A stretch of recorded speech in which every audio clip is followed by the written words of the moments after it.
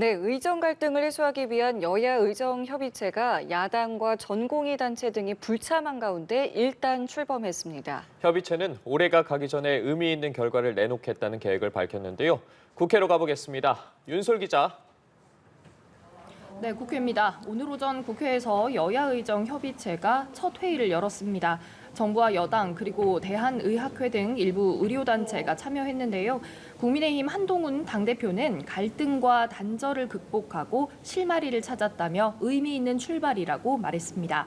한덕수 국무총리는 정부와 의료계의 목표는 다르지 않다며 합리적 대안을 모색하자고 말했고, 이진우 대한의학회장은 막중한 책임감과 절박함을 갖고 있다는 입장을 밝혔습니다.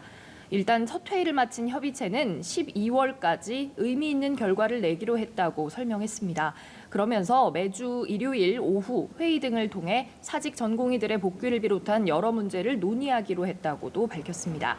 이름은 여야의정 협의체지만 야당이 빠졌고 전공의 단체 등이 참석하지 않아 반쪽 협의체가 아니냐는 평가도 나오는데요.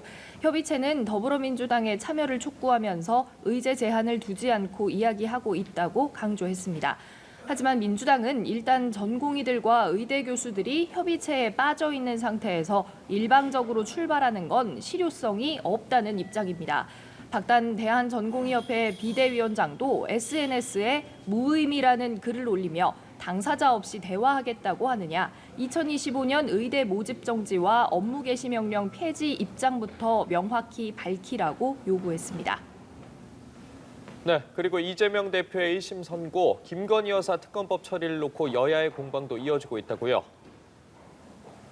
네, 그렇습니다. 여야는 아침 회의부터 날선 비난을 주고받았습니다.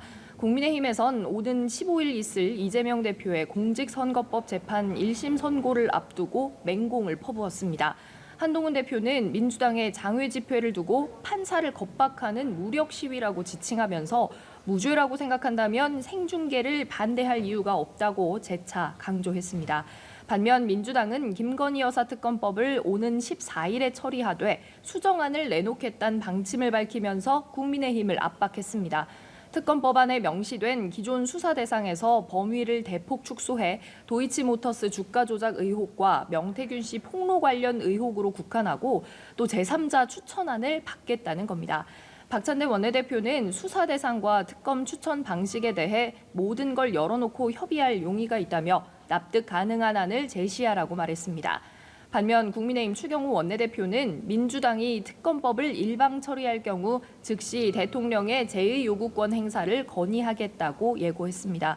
추 원내대표는 국민의힘은 반헌법적인 나쁜 특검 법안을 단호히 반대한다면서 민주당은 이재명 방탄용 정쟁을 즉각 중단하라고 촉구했습니다. 지금까지 국회에서 연합뉴스TV 윤솔입니다.